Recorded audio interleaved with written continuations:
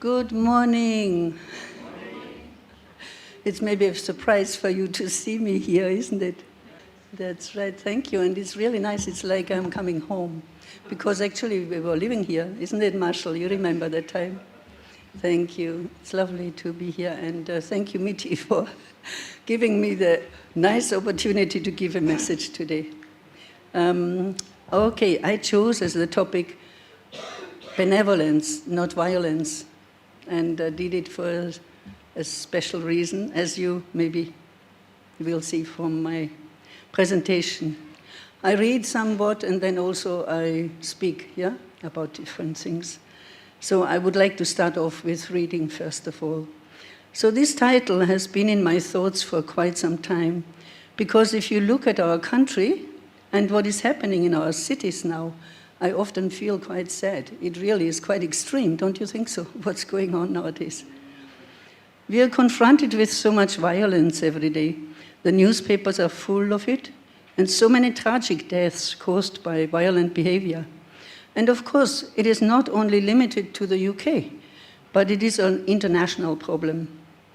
However, no one is happy to live in a world where there is so much violence. Nobody is happy.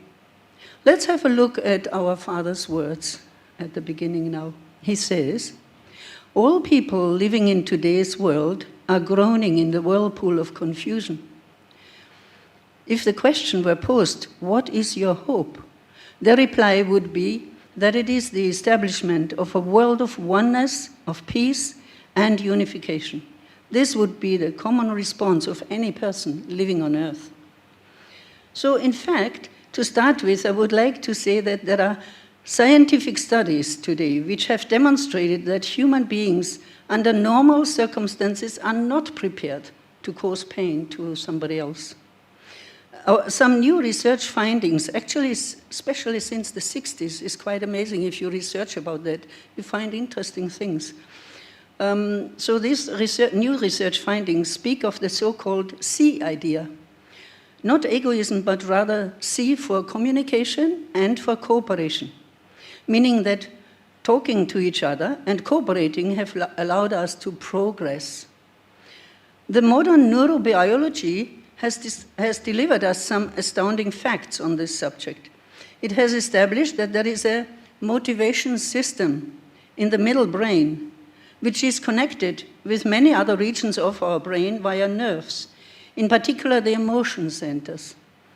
If the motivation system is active, then the messenger hormone dopamine is released, which triggers a feeling of well-being. The person is put in a condition of concentration and readiness to act positively, both mentally and physically.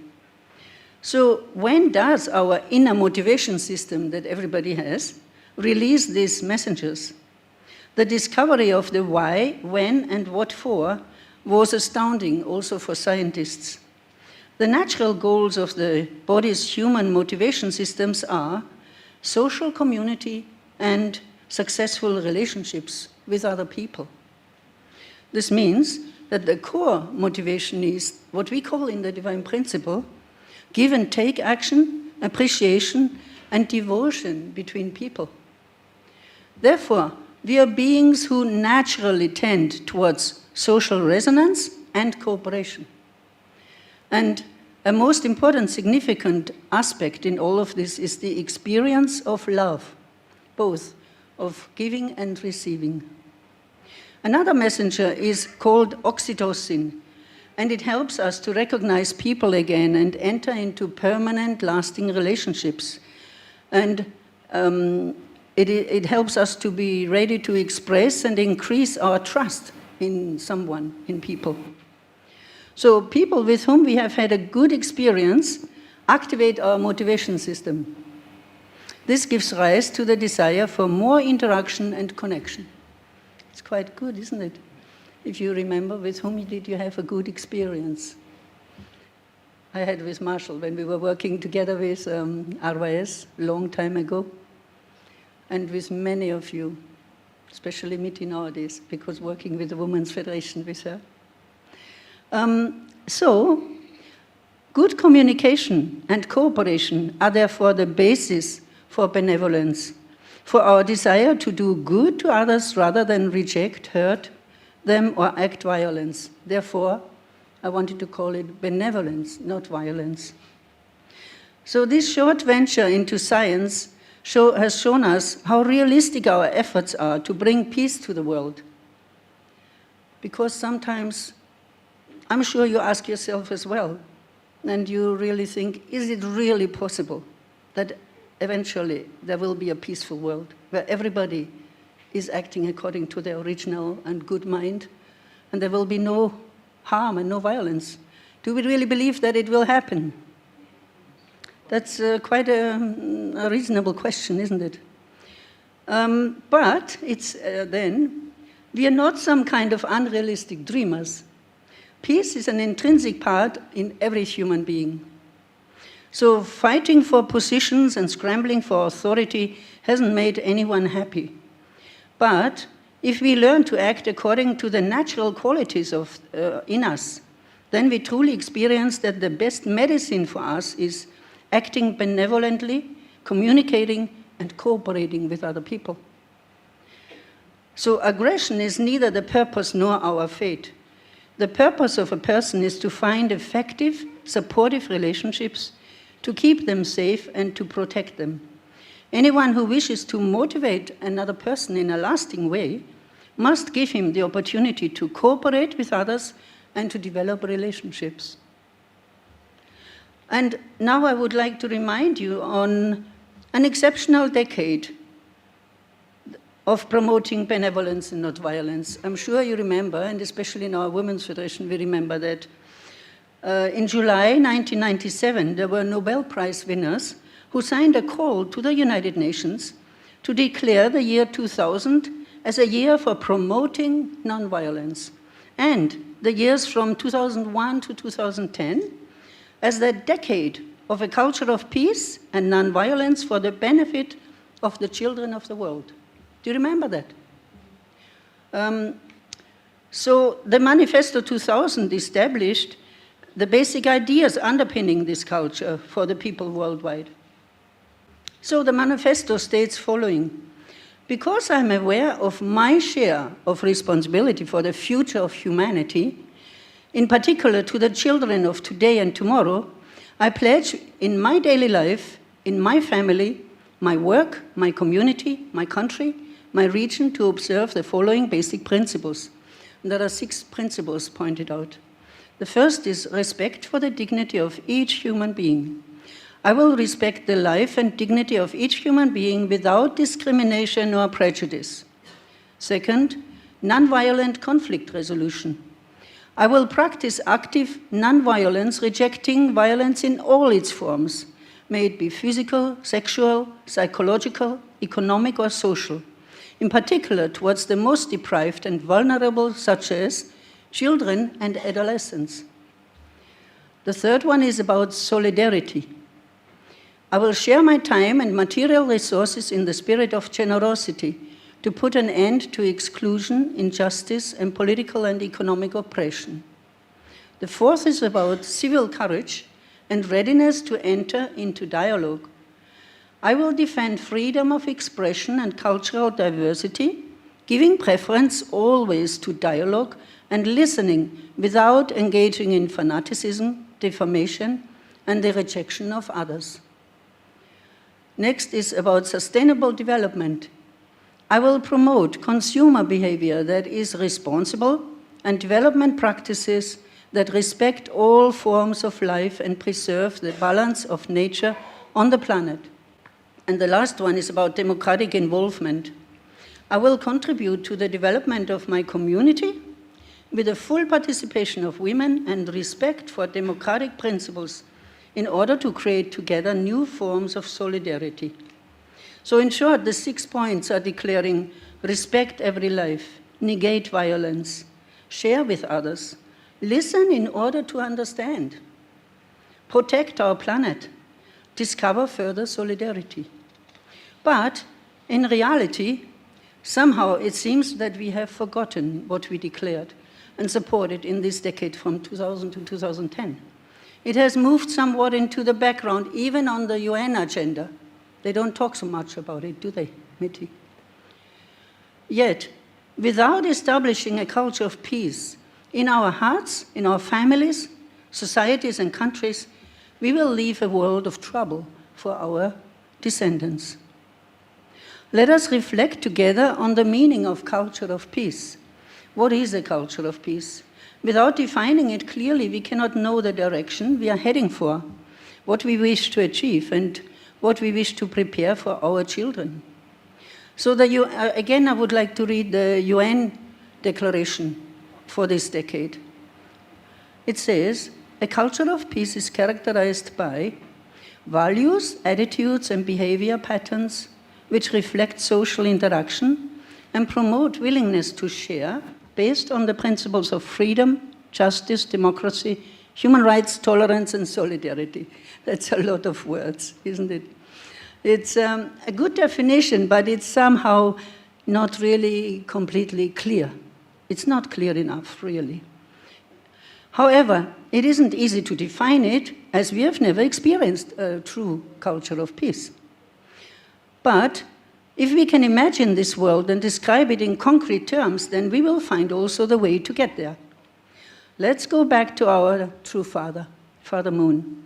He has spoken countless times concerning the achievement of a culture of peace, which for him is always connected with a culture of heart and therefore of true love.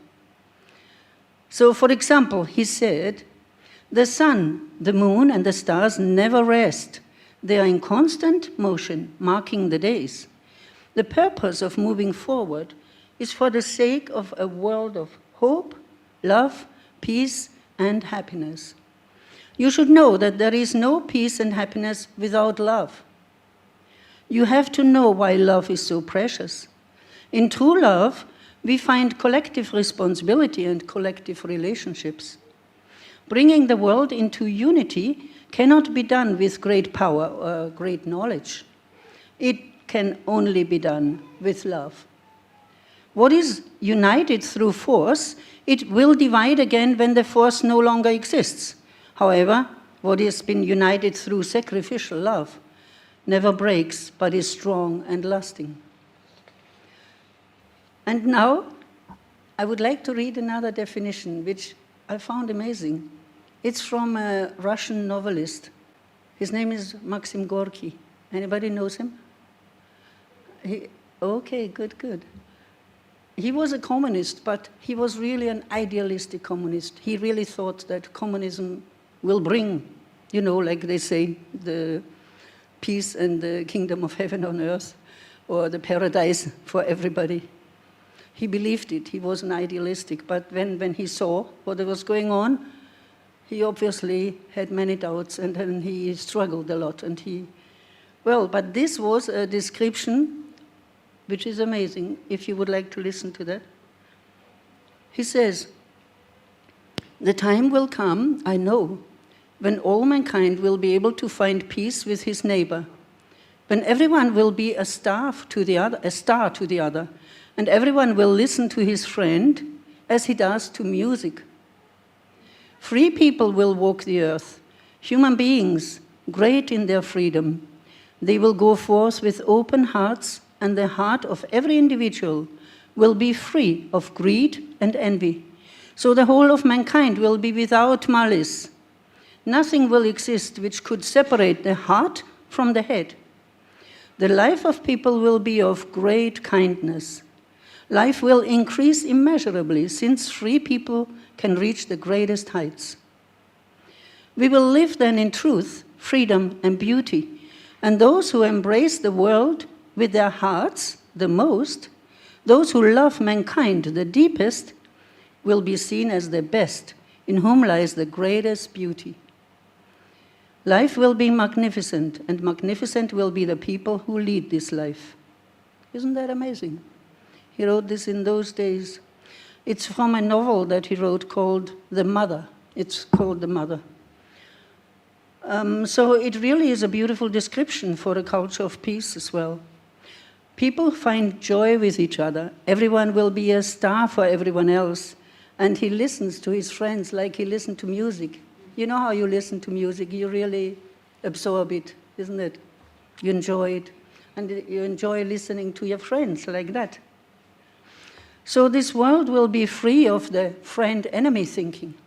Actually, recently, Mother mentioned that, didn't she? I saw one clips where she said, blessed families, there is no more friend-enemy thinking because we are a family. We are brothers and sisters. We are, there is no friend-enemy thinking with anybody. So everybody will be able to find joy with the other one and establish an internal bond with people. And sometimes you feel drawn to people whom you have not met before, and a conversation starts up without any great effort. Did you experience that sometimes with people? I'm sure you did.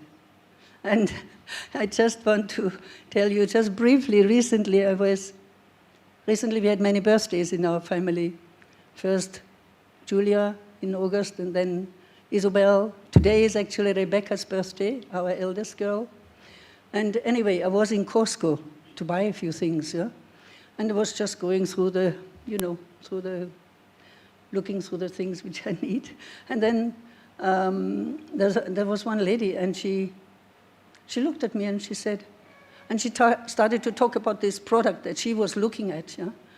She bought something for her home, some candles, those nice smelly candles. And then I started to talk to her because she looked at me like that, So I started to talk to her. And we talked like we would know each other for a long time. And she also was so surprised. She was so free to talk with me. And so I said, I think we should exchange phone numbers, shouldn't we? So we exchanged phone numbers. And then interesting is that her name is Rebecca Cook. And when she said Rebecca Coo, I thought, oh my gosh, her name is Coombs, but no. My daughter is Rebecca Coombs, yeah? But she is called Rebecca Cook. So we had a laugh, and we exchanged phone numbers, and she's going in a few days' time for a month to the West Indies because her mom is there. And she's coming back just before, and I told her about the speech contest on 5th of October here, Women's Federation speech contest for young women, which is really very good, actually. I would like to invite you already now to come on 5th of October, right, Mitty? So I told her about that. I said I would send her the information, and she said, oh, good.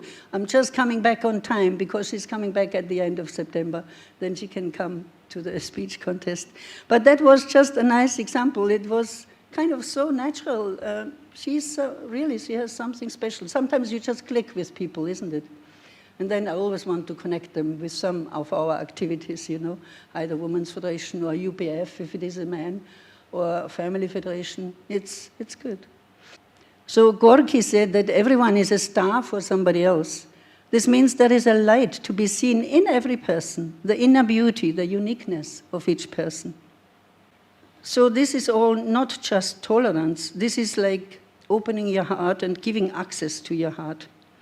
The friendships that we make is a result of showing appreciation, and from there the desire grows to really come closer and do something together, work together, cooperate together. That is a true spirituality. So once more, when Gorky said that he speaks of people to be free of greed and envy, we can truly be free when we let go of our anger, the frustration we have sometimes, the fear, and then our natural heart, our warmth, our compassion, love, and benevolence can blossom, can bloom. And that makes us indeed co-creators of the culture of peace, the culture of heart.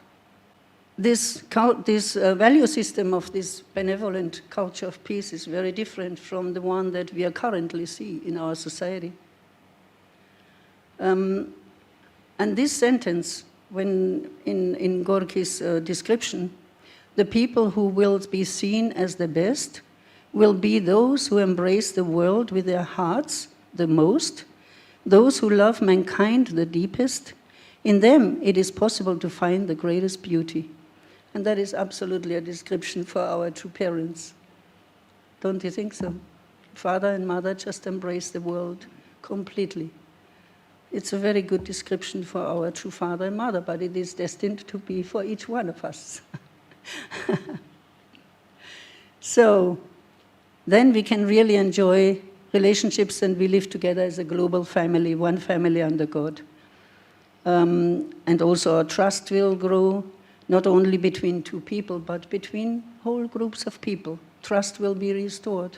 Trust is so crucial. And then there will be the same opportunities, the same possibilities for all family members of the human family, wherever we live, in Europe, Africa, Asia, South America, anywhere. The opportunities and possibilities for everyone will be the same when we have this kind of culture. Then truly the world will become a true home country for all people. A home country in which people feel good, they feel respected, cared for, and in which they can develop themselves, develop their full potential for the benefit of all. Then all of us in the different cultures, nationalities, races, religions, we will live together in friendship and in love. And that is truly the culture of peace and heart. So do you think this is possible? Or do you think it's impossible? Do you think it's impossible? No, very good, thank you. No, anything that is, anything that the mind of man can conceive, he can achieve. We heard that before, isn't it? But it's very true. Where does our imagination come from? It comes from our innermost being. Our visions are the beginning of reality. True Mother understands this very clearly, and thus she is insisting through the Vision 2020 that we can, and indeed we will, make real our vision of a peaceful, ideal world. So let's unite with our true Mother and with each other. So I would like to ask, as we go our different ways home, let us really ponder about this culture of peace and culture of heart and love, and take opportunities, find opportunities which life presents to us to advance this culture of peace that has been declared from 2000 to 2010. It was official in the UN, declared, but let us kind of bring it more into the forefront again and find ways, opportunities, maybe little projects that we can bring up this again, the culture of peace. And I would have loved to find a project which can be done under the title, like I made, the title of Benevolence, not Violence. There are different opportunities, I'm sure, in our communities where we live. Some service project. If you have some idea, I would like to ask you to get in touch.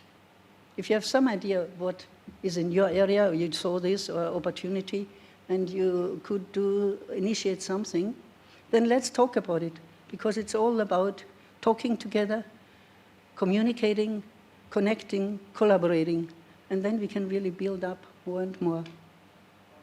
Bridge of Peace, yes. That's our Women's Federation project, isn't it? That's right. We have to make maybe an alumni meeting of all the Bridge of Peace participants. That would be good. Yeah. So, I just want to say that benevolence, not violence, is the way to go. And through that, we can be guaranteed to build a beautiful future for our children and the future generations. Thank you.